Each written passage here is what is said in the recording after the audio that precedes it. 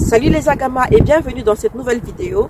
Aujourd'hui, je vais vous raconter en fait l'histoire de la création de la marque PLT. Nous allons analyser, disséquer toutes les stratégies marketing qu'a utilisé la marque Pretty Little Thing pour connaître le grand succès qui est le sien aujourd'hui. Nous allons d'abord commencer par l'historique de la marque et ensuite je vais vous donner toutes leurs stratégies marketing et vous donner toutes les astuces pour pouvoir également adapter ces stratégies marketing à plus petite échelle. N'hésitez pas à liker, à vous abonner et à partager avec d'autres créateurs de mode autour de vous. C'est parti!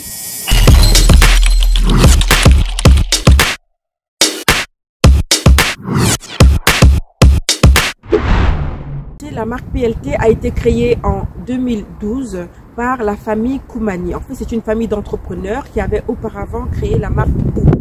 Et donc, la cible principale de la marque, c'était en fait la jeune femme qui s'intéresse à la mode. PLT s'est principalement reposé sur une stratégie marketing d'influence sur les réseaux sociaux. En fait, la marque a fait énormément de collaborations avec les plus grands influenceurs du moment, ainsi que plusieurs célébrités, afin d'augmenter en fait sa notoriété sur la place publique. La marque en fait s'inspire principalement des podiums et des célébrités en fait des vêtements à la mode pour pouvoir créer ses propres collections en fait, et elle est créée de manière assez fréquente. C'est une marque principalement de e-commerce.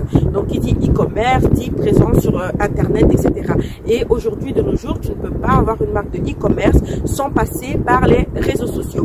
Et la marque l'a bien compris et l'a appliqué à foison. La marque a également beaucoup utilisé en fait les prix bas. Ils ont utilisé des prix abordables pour pouvoir justement atteindre le portefeuille de sa cible qui est en fait la jeune femme entre 16 et 25 ans.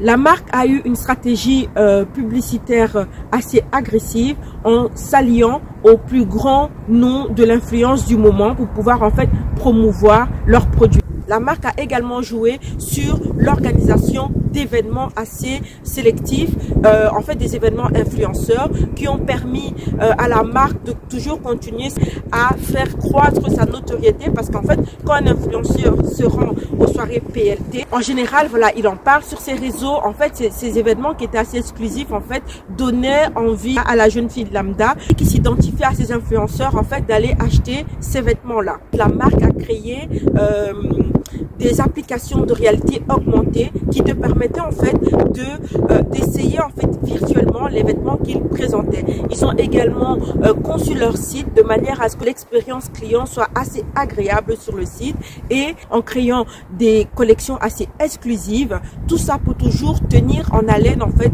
le client. Au fur et à mesure du temps, la marque en fait a connu énormément de critiques au niveau en fait de l'éthique de production de ces vêtements. Et récemment en 2020-2021, la marque a commencé à s'engager au niveau écologique en créant en fait des collections plus éco-responsables. La marque s'est engagée à améliorer les conditions d'approvisionnement de ces vêtements afin en fait de répondre à la demande du public pour une marque un peu plus éthique. Donc toutes ces stratégies marketing ont permis à la marque PLT d'être pérenne jusqu'à nos jours. Je vous propose de passer à l'analyse de la marque en fait selon les 4 P. Au niveau des prix, PLT en fait c'est une marque de fast fashion qui offre des prix assez abordables à ses clients. Donc la marque en fait a voulu s'adapter au portefeuille moyen de son client. Additionné à cela, propose fréquemment des ventes flash à très bas prix et également des promotions, des codes promo, etc. Pour la place, la marque c'est une marque de e-commerce, donc c'est une marque qui vend principalement ses produits en ligne.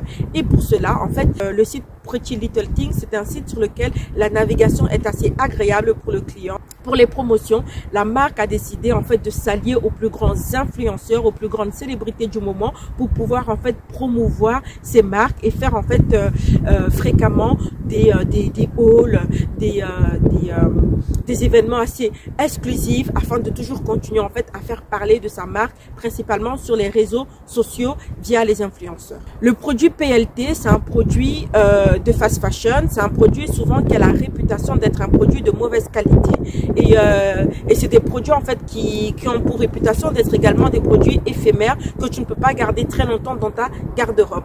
Mais comme je l'ai dit précédemment, la marque s'engage de plus en plus justement à avoir un impact un peu plus éco-responsable.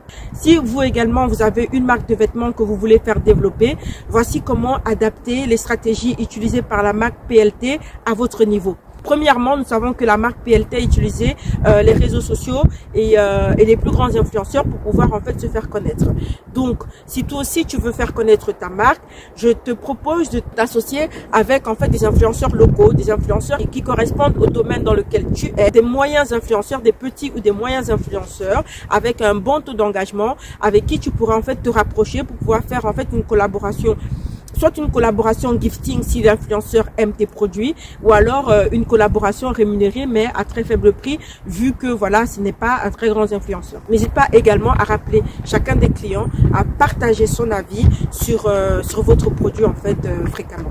La marque a également utilisé la stratégie marketing de l'expansion au niveau international.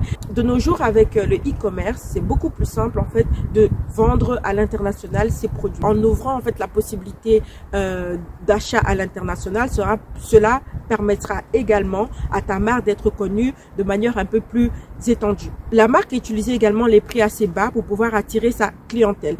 Via des formulaires sur Google Forms, tu peux en fait faire des sondages en ligne qui permettra en fait de montrer en fait quelques échantillons de tes produits et de demander en fait à ta cible entre guillemets quel prix serait-il prêt à mettre pour pouvoir acheter le type de produit que tu présentes. Tu peux simplement faire attention aux autres, en fait t'aligner sur les prix de la concurrence dans un premier temps, et au fur et à mesure du temps peut-être t'adapter en fait. Avoir un site internet assez agréable de navigation, un site internet simple et un site internet qui invite à l'achat. N'hésite pas pour cela à te faire aider ou par des professionnels en fait pour qu'ils analysent ton site internet pour te dire voilà qu'est-ce qui est bien, qu'est-ce qui est pas bien, etc.